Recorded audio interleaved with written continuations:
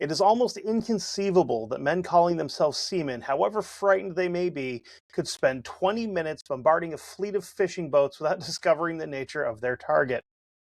That was the Times from October 1904. My name is Kevin, and this is History Goon.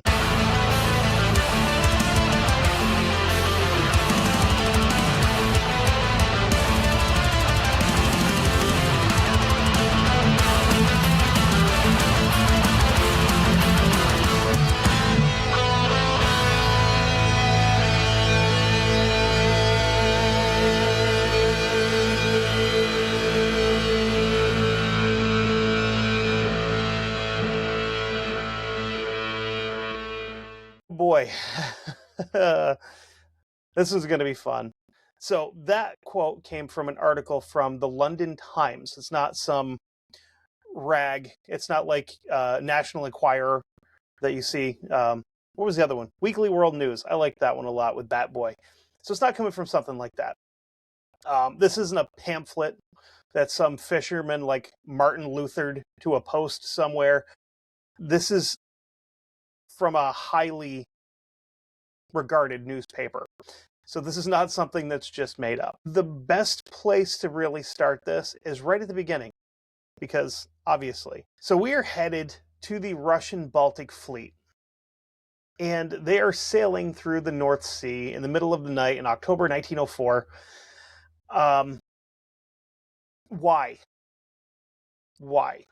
Because the Russian Empire has always struggled with finding warm water ports. Obviously, Russia is a huge landmass. Always has been, probably always will be.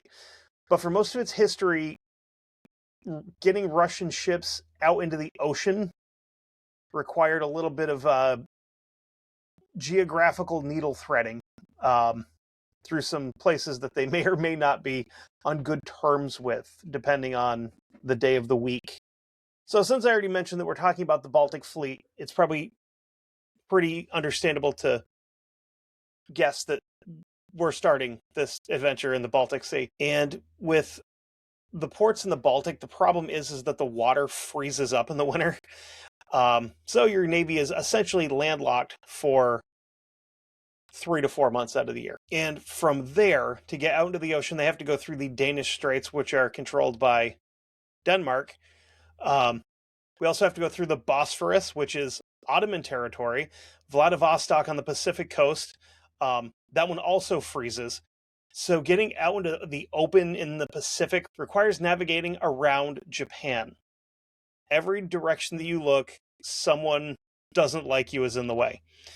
And just a quick bit of history. Russia and Japan, not friends. Never have been. They had quite a Russo-Japanese war of some sort. Anyway, Port Arthur is on the southern tip of the Liaodong Peninsula in Manchuria, which is in China. That's supposed to solve this problem of having a warm water port. It's ice-free year-round, it's got access to the Yellow Sea, and from there, you have full access out to the Pacific. Russia actually leased this land from China in 1898, and they built up a pretty substantial naval base, and they parked its Pacific Fleet out there, obviously, because they're going to the Pacific Ocean, and Russia wouldn't have an Atlantic fleet because they're way too far away from the Atlantic anyway. The plan here is to use this as like an anchor point for Russian power in Asia, so that they can go out and start competing with Japan and other places, mostly so that they can keep the Japanese out of Manchuria and Korea, which this is 1904, so in about, 20-ish years, the Japanese are going to be all up in Manchuria and Korea, and they are going to just butt slam both of those places. Japan sees all this activity, and they see the Russians building up this port 70 miles from the Korean coast, and Japan, being that close, considers that to be part of their sphere of influence, and they are not thrilled about any of that. I mean, that'd be like the U.S. building a military base in the Middle East anywhere, and then You know what? Never mind. On the night of February 8th, 1904, without a formal declaration of war, because apparently that's just something you could do in 1904, the Imperial Japanese Navy launched a torpedo attack on the Russian Pacific Fleet that's sitting at anchor outside of Port Arthur. They damaged 3 ships. They threw the whole base essentially into chaos, and this was enough to kick off the first Russo-Japanese War. Yes, I said first. ADD break, because I don't remember when the second one started.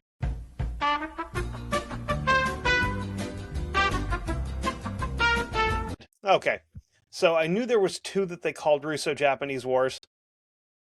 The first one that we're talking about now was 1904 to 1905. Spoiler alert, it ends pretty quick. The second, this is according to a very in-depth Yahoo search, because that's just whatever pops up on my computer. The second conflict was a lesser-known war in 1945 during World War II, where the Soviet Union declared war on Japan. Duh. They're allied with Germany. You're also fighting Germany, stupid. You should probably declare war on them, too. They're close to you. Nobody ever accused the Soviets of being intelligent, though. Anyway, this is also pre-Soviet, but whatever. The second one, they were Soviets. The formal declaration of war for the first Russo-Japanese War came 2 days later, which is perfectly timed. I wonder if there's ever been another country that's just gone to war with somebody and didn't actually declare it first. Anyway, over the following months, the Japanese blockaded Port Arthur. They kind of bottled up the remaining Russian Pacific Fleet in the harbor, and they can't get out without getting blown out of the water. The Japanese have a surprisingly strong navy, and generally always have, until they touched our boats. Then we taught them about how much we like our boats and how little we care for theirs. Ask the Yamamoto, which is the largest man-made coral reef on the planet. So this is not just a naval war. There's also a land campaign going on. So the Russians and Japanese are fighting in Manchuria, and that's not going great. Japan, which Russia had and most of Europe had broadly underestimated, to be friendly about it. So one of the big reasons that they underestimated the Japanese is because, they're Asian, they're not white. So that's pretty stupid and pretty strategically dangerous, because as we find out here shortly, in about, 40-ish years, the Japanese can fight, even when they're not fighting unarmed men, women, and elderly. They can actually fight pretty well. But then we bestowed upon them the glory of the United States, and now they like baseball and pro wrestling, which is why I like the Japanese so much. Tsar Nicholas II is facing a war that's going pear-shaped in a territory that's supposed to be pretty firmly Russian. Has to make a decision. He's going to send his Baltic Fleet, that we talked about before, to go and break the blockade in China. So these guys are in the Gulf of Finland to start off. They have to go all the way around the world, essentially, to break this Japanese blockade. For those of you that don't have the option to join me visually on this little journey, I'm going to try to explain this the best I can. So the Baltic Fleet is based in the Gulf of Finland. The Gulf of Finland is tucked between, obviously, Finland, Estonia, and Russia to the east. So they have to sail out of the Gulf of Finland, out into the Baltic, then out into the North Sea, right? And once they get to the North Sea, they have 2 different options as to what they can do. They can either go north of England, up into like the Norwegian Sea and around, or they can try to sail this fleet through the English Channel. Either way, once we get past England, the goal is to hit the North Atlantic, sail all the way down into the South Atlantic, down below the Horn of Africa, and around Australia and New Zealand, and then so they've got to come up all the way through here, through the Philippine Sea, into the East China Sea, into the Yellow Sea, between the mainland of China and the Korean Peninsula to get to where they're trying to break this little blockade free. And the tricky part is, so depending on where this naval base is, if it's up in the harbor itself by like Jinshu, they have to come up and in and then into this little bay, right? Now, if it's on the little nipple down off of the bottom of the thing, where I would imagine it probably is, it's a lot smoother sailing. They don't have to sail around that and then potentially run into issues when they get inland, basically into China. That's kind of the long way of saying they got a long trip ahead of them, okay? Hi there, me here. A little bit of revisionist history. Ooh, that's actually a good title. Ooh, I like that.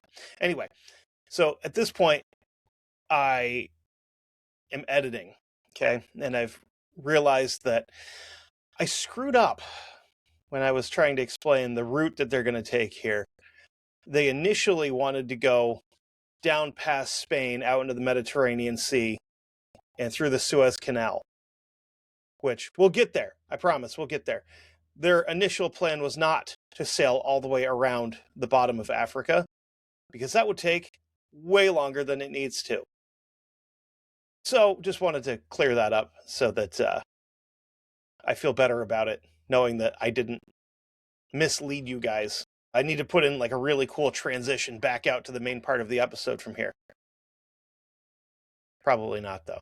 And the problem is, it's going to take a long time to get there, and anything that happens with the Pacific Fleet, they could get there and these ships are all sunk, you know? So going back into the distance, it's going to take the Russians approximately 18,000 nautical miles. So a mile on land is 5,280 feet. A nautical mile is 6,076 feet. So it's slightly longer for a nautical mile. Doesn't really matter all that much. There's 18,000 of them between our Baltic Fleet and where they need to be, which is too many if you really consider it, you know. And another thing to consider is when they get there, these two fleets have never operated as a combined force before. Many of the sailors had like little to no like seafaring experience.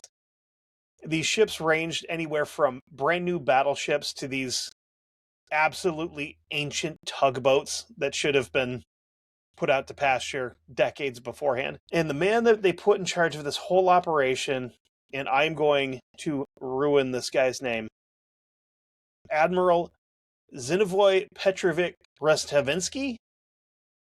I know he's Russian because it's SKY, not SKI, which would most likely make him Polish. Probably would have been more successful being Polish, even though Poland's like landlocked too. So I don't know that the Poles have a navy. Pretty confident that they don't. Oh wait, no, they're not landlocked. They've got they're on the Baltic. I'm an idiot. Oh great, now I gotta find out. Son of a bitch. Does Poland have a navy? Oh wow, okay. Not the first one to ask that. Poland does have a navy. From the sides of it, it sounds like it works almost like closer to the Coast Guard, but they've got submarines and too, which is pretty rad. But of course, they have a navy. They're part of NATO, which makes sense. So this guy, this Rostavinsky, Rosehead, Jesus, this guy's just a fuzzy hat with eyes on it.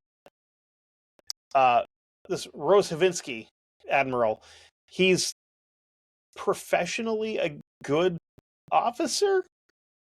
Personally, he's a difficult person to deal with. He's always stressed out, and he's about to become the bad guy in one of the most catastrophic naval adventures in modern history. They set off on October 15th, 1904.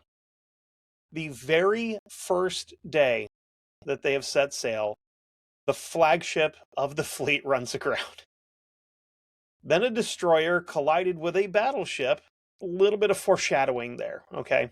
So we've already damaged 3 ships, and we're a day into this thing. Now, Rosovinsky and his fleet are exiting the Baltic and entering the North Sea because that's kind of how they have to go. He's been receiving intelligence reports, and I use the word intelligence very, very loosely, about Russian agents in Scandinavia having spotted and sent dispatches claiming that Japanese operatives had been spotted all over the Baltic. There's reports of Japanese officers in Sweden supposedly planning to mine shipping lanes. Again, an Asian at this point in time is going to stick out pretty good in Finland. Or Sweden, I'm sorry. So this could have just very well have been a Japanese businessman. And they're like, oh, he's a spy. Has to be. Why else would there be Japanese people in Sweden? So this officer is supposedly planning to mine shipping lanes. Then there's reports of torpedo boobs. There's reports of torpedo boats lurking off the coast of Norway. All kinds of reports of suspicious vessels. Reports of suspicious airships, which I didn't know were a thing yet. Maybe like blimps. I don't know. So on the day they left the Baltic Sea proper and entered the North Sea, an officer in the flagship noted that 2 airships had been spotted, and the bridge staff was apparently arguing about whether Japanese airships could even make it to, like, Northern Europe. But it's most likely an answer of no, that they couldn't. But that's not going to stop our Russian friends from worrying about them. The torpedo boat kind of deserves a little bit more attention because it explains a lot. Naval torpedo boats in 1904 were a pretty new technology. They're small, they're fast, they're hard to spot. They're capable of sinking battleships with a single well-placed hit. And this is also pre-sonar. So you would have to visually spot a ship to know that it's there. And the Japanese had actually used these to pretty good effect in the surprise attack on Port Arthur. Rosovinsky was genuinely not worried about this. His orders before entering the North Sea specifically stated that no vessel of any kind should be allowed to get in among the fleet, which pretty smart thing, like, because we don't know who we can trust. We don't know who's who. So we need to keep the fleet nice and tight. We don't want any other kind of boat sneaking in here. We don't want, like, a Swedish ship coming through. We don't want a cruise liner coming anywhere near us. We don't want like cargo ships coming anywhere near us. We don't want fishing boats anywhere near us. So he basically gives the order, if anything looks suspicious, shoot it. So the problem there is everything looks suspicious. Why? Because the fleet has worked themselves into a pretty good state of paranoia. They're being vigilant, but like crackhead vigilant. Like, you know, the guy that you always see with, like, looking through the blinds because everybody's a cop out there. So they're being that kind of vigilant. So especially with all these reports from the days leading up about enemies that were there but really weren't, they are going to start seeing Japanese torpedo ships everywhere they look. The night of October 21st into the 22nd, so we're 6 days and then call it 7 days into our little adventure here. The fleet is crossing the Dogger Bank. Dogger Bank is a large, shallow area of the North Sea about 60 miles off the east coast of England. This is a very, very well-known fishing ground. Because you're kind of... I'll post a picture of it for the folks on YouTube and Spotify. Dogger Bank is just about smack ass between, like, northern England and Denmark. So you're going to have 2 different groups of people out there fishing it, because you have the English and you have the Danish. Guess what? They both have always survived on fish. Except for the English with eels for some reason, because they're disgusting swamp people, and apparently you boil eels, and when you boil them, they create their own gelatin, and they just, like, eat it cold or something. There's a reason you guys lost the Revolutionary War, because we wanted to eat like real food with spices in it and not like slimy fish and smashed up peas and stuff. The specific group that we're going to be talking about is the Hull Fishing Fleet. More specifically, a group of about 40 steam trawlers called the Gamecock Fleet, which is operating out of Kingston upon Hull, which, yes, is a real place, even though it sounds like some Robin Hood made up bullshit. They're out on Dogger Bank doing what they always have done and probably always will do. And they're out there fishing in the dark. They've got proper lighting on. They're doing what they're going to do. They're doing their job. Personally, if I'm going to fish after dark, I need a headlamp, and that's about it. I love night fishing. It's peaceful. There's nobody out there to bother you. It's fantastic. Carry a handgun, though, because there's always bears and stuff, you know, if you can. So the conditions on the sea that night are not great. It's really dark, obviously. There's a very low-lying fog, and there's a lot of cloud cover. It's kind of intermittently crossing the moon. There's a pretty decent, moderate wind, and a lot of like rolling swells out there as well. Rosovinsky's fleet is picking their way through the area in the early hours of the morning. One of the lookouts spotted the fishing trawlers and reported them as suspicious vessels. Then someone said the magic word, torpedo boats. Then someone else said that they'd spotted a torpedo destroyer kind of just hanging out nearby. Then Rosovinsky ordered searchlights. And then somebody opened fire. And then everybody opened fire. The Russian fleet lit up the Dogger Bank with searchlights, illuminating a collection of 60-foot fishing trawlers packed with men trying desperately to not get killed and process fish at the same time. And they spent about 20 minutes bombarding this fleet of fishing ships. It's just really unfortunate that they didn't have that like salmon cannon thing yet. Because, I mean, it wouldn't be salmon. Right? These guys are like cod fishermen, and cod are pretty big. Like you could do some damage. You shot a cod out of like a pneumatic cannon at somebody.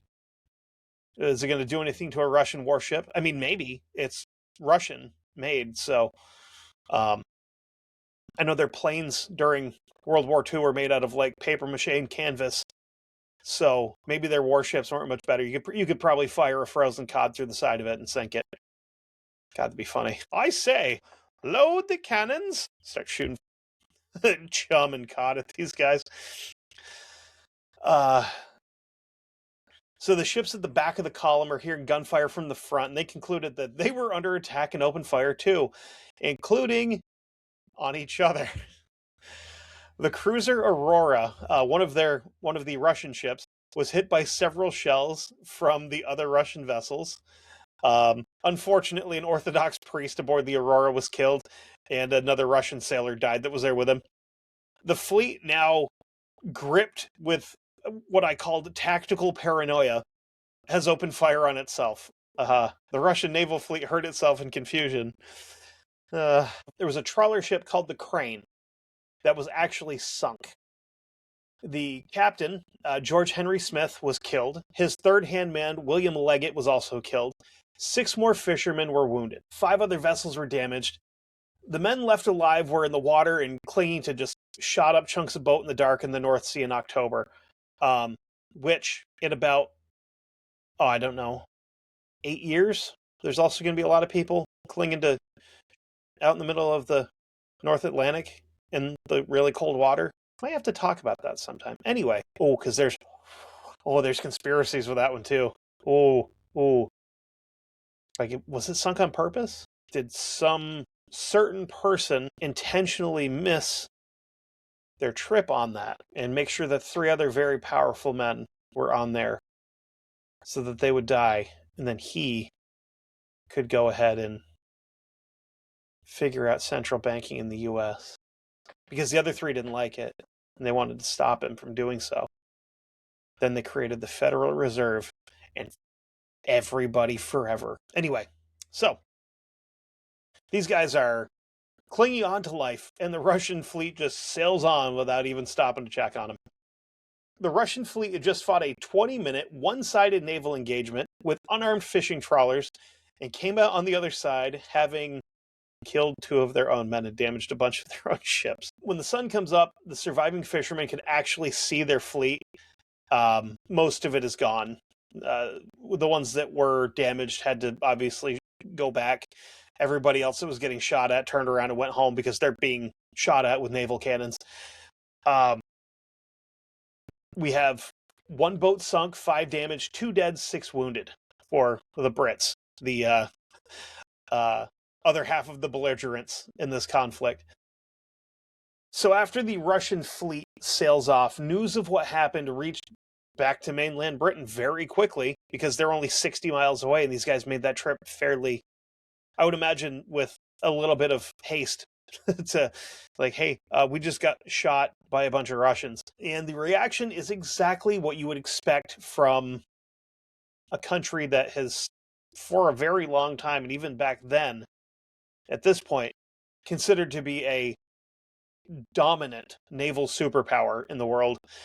And they just had a bunch of their fishing boats shot and a bunch of their own people killed by somebody else's navy. Not that the Brits would have had to like find an excuse to go to war with anybody, because they kind of like doing that anyway. The press erupted with this. The Times might have put it best when they delivered my opening quote for this. It was inconceivable that any men calling themselves seamen could spend 20 minutes bombarding a fleet of fishing boats without figuring out what they were shooting at. Let's call them like more unhinged publications, flat out called the Russian fleet pirates. Which is kind of fun, because now there's Russian companies that you can pay to go to Somalia and shoot pirates. The Russians are crazy. There's like obviously public meetings held about this. Funeral processions for the dead fishermen drew large crowds, and the general public was just completely outraged by this entire thing. It's not just the public that's outraged, though. The British government, under Prime Minister Arthur Balfour, who, that's a name that may come up again in something, alongside Foreign Secretary Lord Lansdowne, handled the more diplomatic half of it. They delivered a demand to Russia. They want an official apology. They want financial compensation for their damaged fishing craft and to compensate the families of the dead and wounded. And they want punishment of all officers involved. Meanwhile, the Royal Navy did not wait for the democratic process to take place. 28 battleships of the home fleet were ordered to raise steam and prepare for action. The British cruiser squadrons, which are more warships than the Russian fleet had in the entire Baltic Fleet, and these are just like little squads of boats that are going to go out there hunting. So consider that for a second. But you also have to realize the economic difference between England and Russia at that point. Everybody likes to say that when the US goes to war, we just throw money at stuff. I wonder where we learned it from, because it was definitely the Brits, because they did that too. They actually did it before us. So it's like that, if you're my age. You, all right? I learned it by watching you. That's exactly what we've got going on here. So these squadrons are ordered out to follow the Russian ships as they made their way south through Bay of Biscay. If this escalated, the Royal Navy was positioned to absolutely blow the socks off of this Russian fleet, and they would have. There would have been the Russians wouldn't have had a chance to even return fire, because the Brits would have just destroyed them, because they've been kicking the ass off of every other naval power since the sun became a thing, basically. And at this point, in 1904, England has the largest and most capable navy on Earth. They also had this neat little thing called the Anglo-Japanese Alliance, which was signed in 1902, meaning that Britain and Japan were formal, actual treaty allies on things. So it's kind of a good thing, because some of the terms of this little alliance didn't require Britain to enter war on Japan's behalf, because the Japanese started it. Had the Russians started this little shindig, the Brits would have destroyed them, like, hands down. And this is the best part so far. Russia's official initial position was to not apologize for anything. Rozhetsky's primary reports insisted that they'd been torpedo boats, that some suspicious activity had been going on, and that the fleet acted appropriately given the intelligence it had received. Except, maybe you would think after you fired on them and they didn't return fire, maybe these aren't warships after all? It was like, generally you shoot at somebody, they're going to shoot back at you, I would imagine. Never been in that situation, thankfully, but the Russian government backed this up publicly while quietly realizing that they are very close to making a bad diplomatic decision and adding the British Empire to their list of enemies, which they don't want, because, again, the sun never sets on the British Empire. And here's where the French get involved, which anytime we mention that while we're talking about something with the British, you can imagine we're like right there, away from it turning into an actual war. The French are allied with the Russians at this point, but they don't want the Russians to go to war with the English, because if they do that, that means the French have to go to war with the English. So right here, we're less than 100 years out of the end of the Napoleonic Wars, and the French really don't want to go to war with the English again. So they actually stepped in and brokered a solution for this whole thing. And the two governments agreed to submit the incident to an international commission at The Hague, which was a relatively new kind of thing. They came to the decision that Russia would halt their fleet at Vigo, Spain, leaving behind the officers most directly implicated in the incident for questioning. And then they could go on. And the thing, what they're trying to get at here is by questioning these officers, we're trying to see if we can find out who was responsible for the whole thing. Like, did the Brits sail into their fleet? Did the Russians get trigger happy and start shooting at them? We need to figure all this out. Negotiations are going on. Britain made 2 additional decisions that would turn out to have pretty big consequences for what happened. First, Russia was barred from using British-controlled ports for refueling. Secondly, the Suez Canal, which was controlled by Britain, was closed to the Russian fleet. So the Suez Canal is in Egypt, and basically this would have cut off a huge chunk of time for the Russians, because they could have just gone into the Mediterranean, zipped down through the Suez Canal, come out like underneath Saudi Arabia and just tucked under England, India, which is also controlled by England. And, the more I think about this, yes, they're not allowed to use Russian ports to refuel.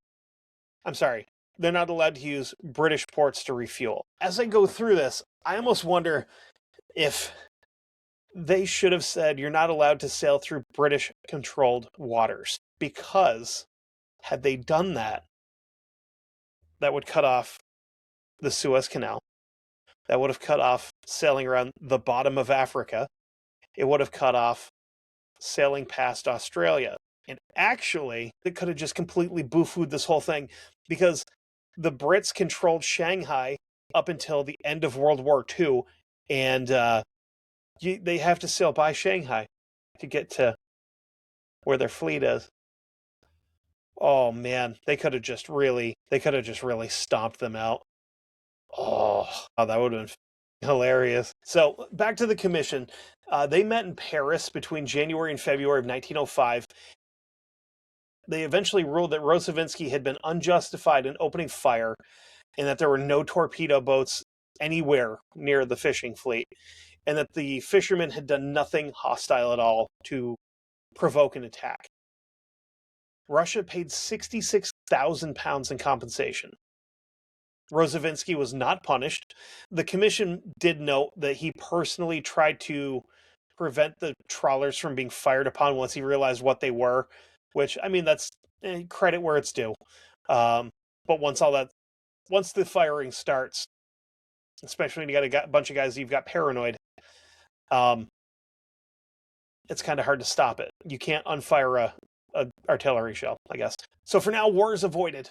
The fishermen got their money, and the Russian fleet was now rerouted around Africa, weeks behind schedule, and they kept sailing toward whatever is waiting for them at their destination. We've got to take a minute on what the journey from Dogger Bank to the Sea of Japan actually looks like, because this is an incredible stretch of just failure in naval warfare history, and it's fun to talk about. The fleet is now being referred to as the Second Pacific Squadron. They proceed south from Vigo, around the Iberian Peninsula, which is Spain and Portugal, through the Strait of Gibraltar, and then down the Atlantic coast of Africa. And this added a ton of distance to the trip. The larger battleships had to go around the Cape of Good Hope at the southern tip of Africa. Some of the smaller vessels, I guess the Brits did kind of cave and let some of the smaller ones through the Suez Canal, where they could meet up with the rest of the fleet later. So this fleet is already broken up before they've hit anywhere close to where they need to be. Another constant point of crisis, I guess, was coal consumption. Steam-powered warships in 1904 went through a ton of coal, and they couldn't operate too far from resupply points. With all the British ports closed, the Russians had to arrange with German commercial vessels to meet them and transfer coal directly to them, which again, give it 40 years and that would never happen again. This is a logistical nightmare. It involves hundreds of tons of coal being moved from merchant ships to warships in the open ocean. Sometimes, obviously, the ocean's not going to cooperate and you get some pretty heavy swells.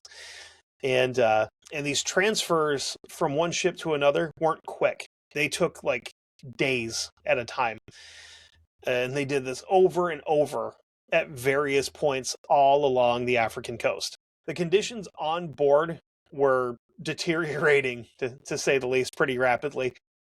The tropical heat is not good for men who have spent their entire lives in the Baltic, which is kind of ironic that for once the weather Russians instead of helped them. We've got disease moving through the fleet. Discipline, which was never really all that good in the first place, has gotten worse.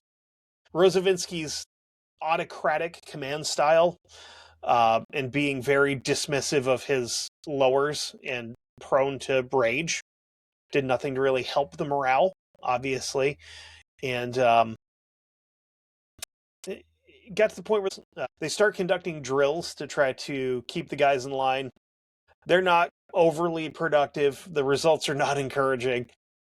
They started gunnery practice, which was something they would have to do pretty regularly. The results there were so bad that it was noteworthy how bad they were. Because now you've got guys that went from being trigger happy to being indecisive. Even though they're firing on nothing when they're taking practice, they're indecisive as to whether they should shoot or not because they're gun shy. The fleet reached Madagascar in January 1905. Here, Rozovinsky received some disheartening news that would be a little bit of a kick in the morale balls, more than everything else that's already happened. He finds out that Port Arthur has fallen. January 2nd, the Russian garrison surrendered. The Pacific Fleet, whose relief was the entire point of the voyage, is now laying at the bottom of the harbor. And the thing was, what they were the most afraid of, being these torpedo boats, it wasn't even torpedo boats. Japanese land artillery just arced their guns and dumped shells into the bay and sunk the entire Russian fleet. There was no longer a first Pacific Squadron to link up with. There's no longer a Port Arthur to relieve, for that matter. Rozovinsky Rozovinsky makes a pretty good decision. He wants to turn back, and he's overruled by the Tsar. He wants them to get to Vladivostok, kind of, post up there and essentially try to draw the Japanese Navy into a fight. So they kept going. Oh, it's such a stupid idea. By the time they reached the coast of Indochina, which is now Vietnam, April of 1905, they'd been at sea for over 6 months. The ships not being allowed to port and clean up were so mucked up and fouled up with marine stuff like barnacles and just crap that's collected to the bottom of the boat. There's so much of it on the bottom of these ships that they're actually moving slower than they were designed for. The crews are exhausted. They're sick. Morality's in the shitter. They've been at sea for so long in such bad conditions that that according to at least one account, they'd taken to collecting exotic animals at various stops along the African coast. I mean, get that many dudes on a boat, they're going to get bored.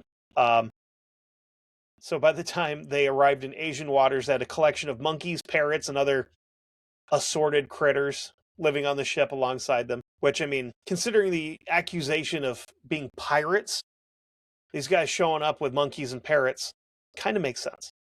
I know it's not true. I know these guys weren't swinging from mast ropes with parrots on their shoulders. It'd be hilarious, though. They rendezvous with the 3rd Pacific Squadron, which are reinforcements that had come through the Suez Canal. So these smaller ships that were allowed to go through there are now their own squadron. These guys are pretty fresh, but it also doesn't make any difference because these were all the old ships. These were the tugboats and the small supply ships that were all ancient at that point. So now reunited with their other shipmates, they set off for the Tsushima Strait, which is the passage between Korea and Japan that would end up taking them to Vladivostok. But the problem with trying to go through the Tsushima Straits is there's a guy there named Admiral Oh God, it sounds so. It sounds like something my grandfather would have called a Japanese guy during World War II. Togo Hiachirio, Hihachirio. I don't know. This guy doesn't play baseball, so I can't pronounce his last name. Well, the Russian fleet's been sailing around the world essentially and beating themselves to death trying to get there for the last 7 months. Admiral Togo has just been kind of hanging out and training his guys. Togo had believed himself to be the reincarnation of Horatio Nelson, which is insane. I will do a Horatio Nelson episode at some point in time because he was interesting. But, I mean, as crazy of a thought as it is, kind of accurate. He used all of this time that the Russians were moving for constant training with gunnery and tactics and formations and movement, communications being a big one too. The Japanese ships were in fantastic condition, which the Russian ships never were. Their crews are sharp, which the Russians never were. Their ammunition was better. The Russians only got to test it on unarmed fishing vessels. Their ships are a lot faster because they're not mucked down with barnacles and seaweed and whatever else they've dragged along. Togo has spent months thinking through exactly what he's going to do if he ever runs into these Russians. The Russian fleet approached the Tsushima Strait on the night of May 26th into the 27th, 1905. They're trying to slip by these guys in the dark without being spotted. They're running under radio silence. They steered clear of normal shipping lanes. This is one of the only intelligent ideas that these guys have had through the entire voyage. They run into problems because of a hospital ship. The Russian hospital ship Oral is in compliance with the laws of war. It's got lights going in the dark because it has to, because it's a hospital ship.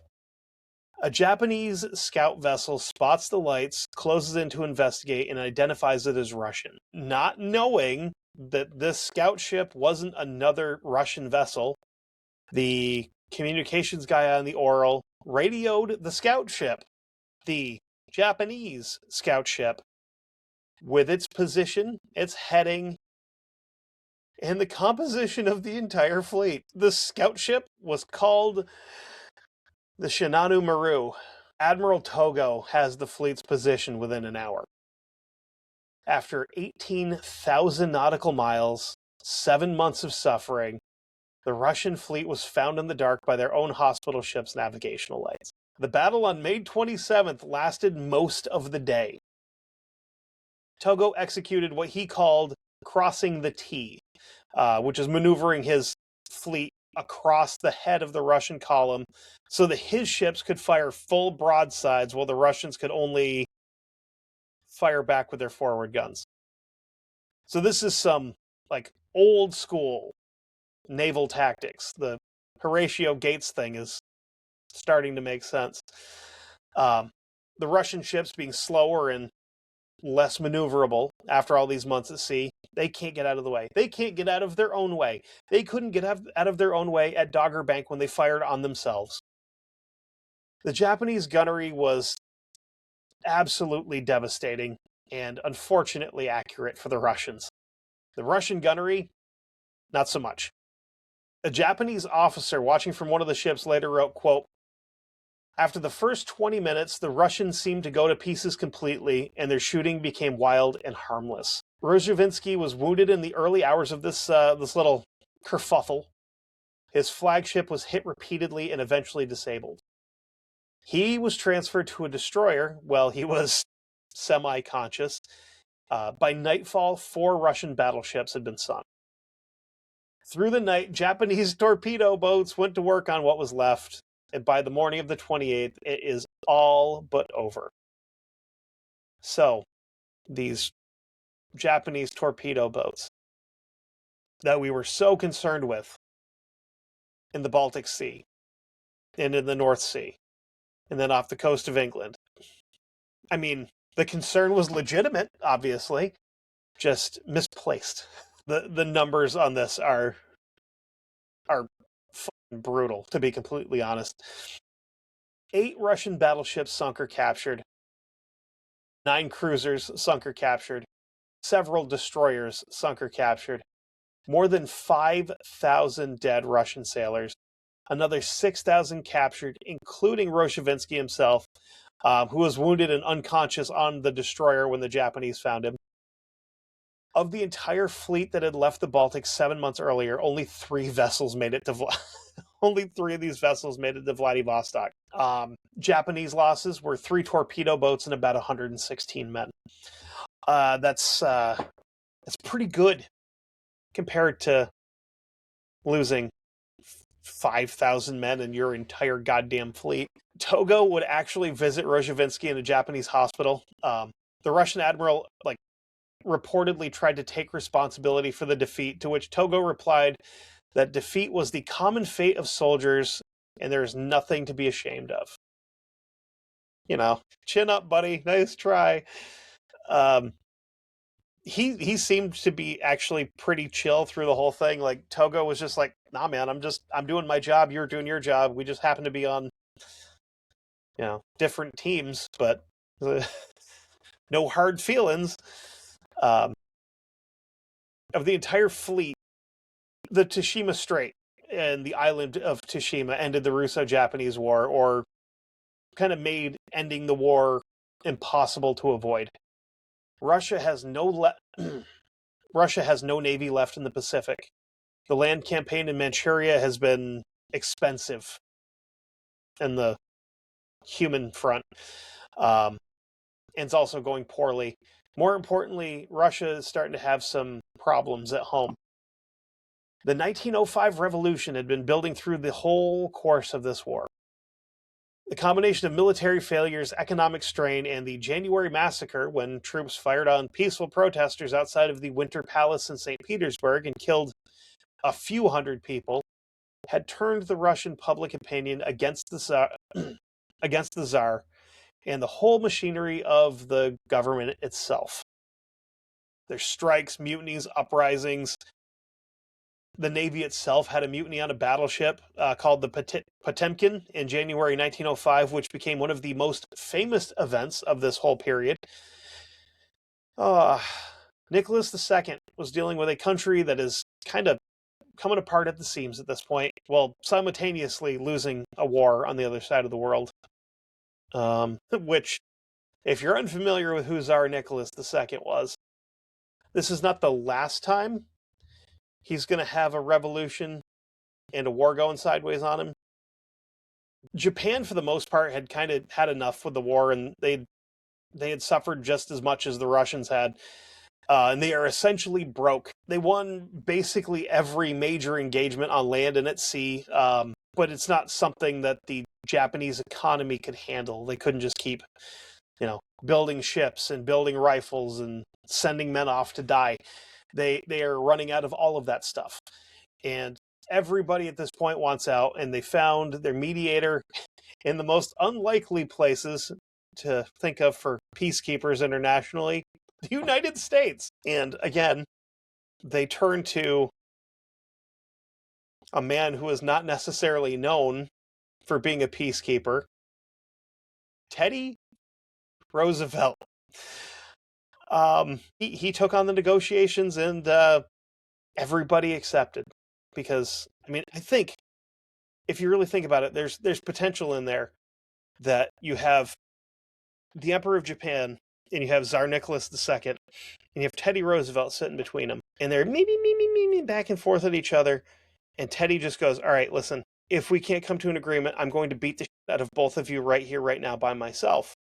And they probably went, yeah, fine, okay. And that's not me, tooting my own horn as an American. Teddy Roosevelt was scary. Like, he probably could have taken both of these guys by himself in a fist fight. He also potentially shot and killed a Bigfoot and wrote about it. So there's that. Which we might have to talk about that at some point in time. Do I need to do a Teddy Roosevelt episode? I think I do. Maybe not right now. And this whole little sit-down took place in another very odd place, Portsmouth, New Hampshire, which is right out on the coast. You get to Portsmouth and you can smell ocean from there. If you're a New Englander and you're ever headed to, like, Portland, you've been through. Unless you live above there, you've most likely been through Portsmouth. Fun. The negotiations are strange and a little tense. Russia, which had lost the war comprehensively, sent Sergei Witt as its chief negotiator, and Witt was actually a pretty smart dude, and he took the approach that kind of baffled everybody in the room. He kind of negotiated like Russia had not necessarily lost the war, but had just kind of suffered a couple of setbacks in, like, more of a colonial conflict than an actual war. So it's like, it's not that big of a deal. We can definitely handle this. And he was incredibly charming for the American press, and they ate that shit up because they always do. He refused to accept any terms that that he considered humiliating to Russia. He told the Japanese to their face that he was puzzled by their behavior, since a victor typically behaved differently. Japan, on the other hand, wanted financial reparations and the entirety of Sakhalin Island, which, if you look at like a map of mainland Japan, you've got like the tip up at the top where it's almost like it's actually a separate island, I guess. But like the northernmost point of Japan, this island is like walking distance north of them. Well, was kind of a little bit more sympathetic to the Russian cause on the reparations thing. So part of this compromise is to give the southern half of the island to the Japanese to kind of, as another world leader, recognize that Japan has dominion over Korea, like the entire Korean peninsula. The Russians also have to hand over Port Arthur and its lease for the entire shipyard in the peninsula. and then leave Manchuria. No money exchanges hands. So the Japanese kind of got the better end of the deal here. The Japanese public, which had been told throughout the war that victory would bring, substantial monetary compensation, are pissed. A lot of anti-American riots broke out in Tokyo, and this created anti-American sentiment that lasted for a long time, right up into the 40s, we'll call it. Actually, the Japanese really didn't like us up into the 70s and 80s. I wonder if it was that whole "Here comes the sun" whole thing, maybe. Who knows? We gave them baseball, and now they are just the Los Angeles Dodgers. So call it even, I guess. You can have them, by the way. Just remove the entire facility and put it in Sapporo or something, wherever you guys want to put another baseball team. We don't want them. I personally don't want them. As a Blue Jays fan, I could do without the Los Angeles Dodgers. Actually, no, as a baseball fan in general, I could do without the Los Angeles Dodgers. Because if there's one thing I hate, it's watching a team buy championships. Watch the Yankees do it my entire childhood when I was a Red Sox fan, when I could watch the Red Sox, and I can't anymore, and that's why I've become a Blue Jays fan. Because I refuse to pay less than $350 a year to watch the Red Sox. Hate it. They need a salary cap. It's not that hard. It's really not that hard. We can do all this other stupid, like a pitch clock and the automatic ball strike challenge thing. I kind of like that because it's keeping umpires accountable, except for CB Buckner, who's he is an entire shit. He sucks at his job. Anyway, what was I talking about? Oh yeah, the Russo-Japanese War. So Russia they're feeling it too, right? The defeat kind of extended further than just not getting any money, because we still have this revolution going on, and Tsar Nicholas issues the October Manifesto, which kind of made some promises to change constitutional stuff, and this actually established the Duma, which was Russia's first elected parliament. And this is a significant thing from a guy that believed that his power came from God, because that's how it always had been with monarchs, is that's you were chosen, your family bloodline was chosen to run places, except your family bloodline is also the ones that run England and Germany and a bunch of other places. You guys are all related. Potentially lizards. Still trying to figure that out. Maybe. Because I'm pretty sure the queen didn't die. She just shed and went back to her subterranean whatever. Then, of course, the whole World War I thing, and, that's cool, comrade. Now face the wall. That. And oh, your family's here? Sweet. Good thing we brought all these extra rifles with us. Except for that one daughter that got away and became friends with a cartoon bat. But I'm digressing.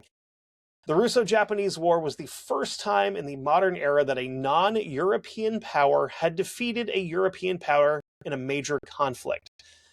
And that's a big thing. It kind of echoed through all the colonial places in Asia and Africa, and started kicking off some nationalist movements all over the place. Because now the idea that because you're a European country, you're a dominant superpower, that's been challenged. So, obviously, before this, you'd had places like the Boer War kicking off, but those are Europeans fighting Europeans in Africa. So it doesn't really count. And all of this was because Togo was just chilling in Tsushima, waiting for the Russians to show up. And another cool thing that this is directly responsible for, because of what happened at Tsushima, now we start realizing that we need faster battleships with bigger guns and really not much else. That led directly to the design of the HMS Dreadnought, which launched in 1906, which made every existing battleship in the world completely obsolete overnight. And that was the beginning of the naval arms race that set the stage for World War I. I mean, it's the dreadnoughts, like the dreadnought class of ships, are awesome. They are huge, and they are designed to just kick the balls off of everything that goes in front of them. It was dreadnoughts that sunk the Bismarck. Just saying. So all of that, the war, the revolution, geopolitics, all that nonsense, it's all like it traces back in its own kind of weird way to a fleet of fishing trawlers just hanging out in the North Sea doing what they're supposed to be doing. The Dogger Bank incident mattered beyond the diplomatic crisis that it caused. The British blockade of Russian ports and the closure of the Suez Canal added months to the Russian fleet's journey. So let's get back to our fishermen. The guys that got caught in the middle of all this and didn't deserve what happened to them. George Henry Smith and William Leggett, the two men that were killed aboard the trawler Crane, got a memorial in Hull in 1906. As far as I know, it's still there. It's an 18-foot tall statue of Smith, and this inscription, exactly what happened. Killed through the action of the Russian Baltic Fleet. A third fisherman, Walter Welpton, died from shock in May of 1905. He also was commemorated with a monument. The 66,000 pounds that Russia paid in compensation was distributed among the victims and their families. Fantastic. Rozovensky survived Tsushima. He was ransomed back to Russia after the peace treaty. He was court-martialed and ultimately acquitted. He spent the rest of his life in relative obscurity and died in 1909. He did leave behind a memoir that, by all accounts, is pretty honest about his personal failures and the failures of the voyage that he was in charge of. And he seems to have known for most of that journey that he was being asked to do something that was probably impossible, but he had to do it anyway. I can find some sympathy there. If you can look past the dead fisherman because of his paranoia. The Dogger Bank incident is one of those moments in history where the stupidity isn't incidental, it's structural. This is a highly polished and honed through a machine stupidity. This isn't just, what's the SpongeBob thing? This isn't regular stupidity. This is advanced stupidity. Rozovensky wasn't like a dumb man. So this whole thing from start to finish was cursed. These guys were seeing, Japanese torpedo boats everywhere. They were hearing footsteps the entire time they were out there. You can't really blame one specific person. You have to look at the entire hierarchy of the whole thing and blame all of them. Because if they had done the right thing, and been like, oh yeah, we fucked up when we killed these fishermen, and apologized and turned around, would have saved a lot of people. Because, yeah, you've got a handful of dead fishermen and 2 dead Russians. If you turn around then, you're good. You keep going, and you lose your entire fleet and 5,000 men in the ocean. Yeah, 6,000 of them got captured. That's fine. That's still 5,000 dead sailors that you could have just prevented that from happening. This really should have been a moment of like, I'm going to take my ball and go home and deal with it when I get there. But had it happened that way, we wouldn't have had Japanese Horatio Gates, and we wouldn't have had basically the dreadnoughts from World War II being created, which would also lead to the dreadnoughts in Warhammer 40k, which are way different, because that's where you just take a guy that's been mangled and you smash him into a sarcophagus and you smash him into this giant machine and you make him go fight for the Emperor, and it's fantastic. But that is the Dogger Bank incident and everything that happened after it with this cursed-ass Russian fleet. Hopefully you guys enjoyed this episode. And since we're here, there's 2 episodes left in the season, which is good. It's good because I need to take a couple of weeks off and recharge and get my stuff together for season 3. I'm also going to do some other stuff while I'm off between seasons. There is a few episodes from the very beginning. Call it, I don't know, 11. Actually, probably 10, because I'm not going to bother my brother for one. There's a bunch of episodes from the beginning of the show that didn't have video, so they're not on YouTube. So I'm going to re-record those all and edit them and put them on YouTube. And I'm also going to start doing some Patreon stuff. I'm working on a list of some shorter form things for Patreon. I also have an idea for something for Patreon. If you guys are interested, if you're not, then I won't do it. But I will ask you on Patreon, patreon.com/1159media. $5 a month gets you access to everything that we have to offer over here. Gets you early access to History Goon. Gets you early access and backdoor access to Guestnicity with Luther. Gets you early access and backdoor access to 911 calls with the operator. Also gets you early access and backdoor access to the Never Daily with Sam and Katie, I think is his sister's name, who's co-hosting with him now. Pretty sure. I've only been able to catch one, but she was telling some super interesting stories. But yeah, that's where we're at.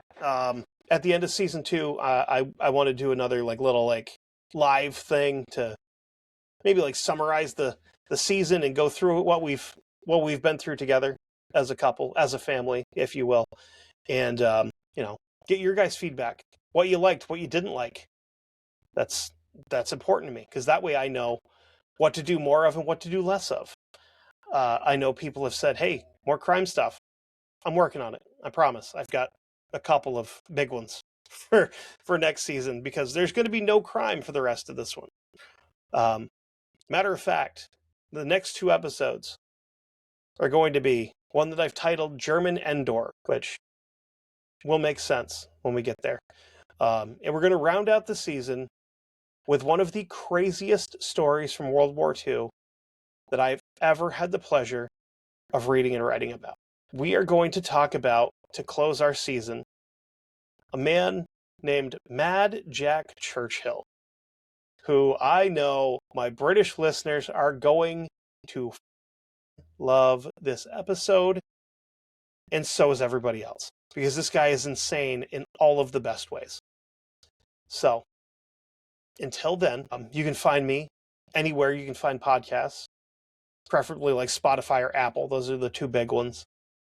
I'm also on YouTube.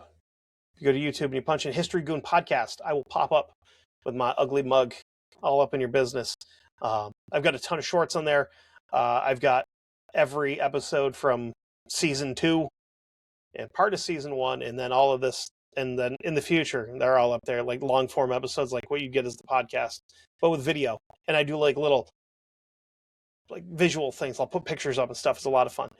Anyway, I'm rambling and I'm tired and I need to go to bed. We're all going to die someday. So go out and do some goon shit and leave a mark on the world. Just like Japanese Horatio Gates. Okay, love you. Bye.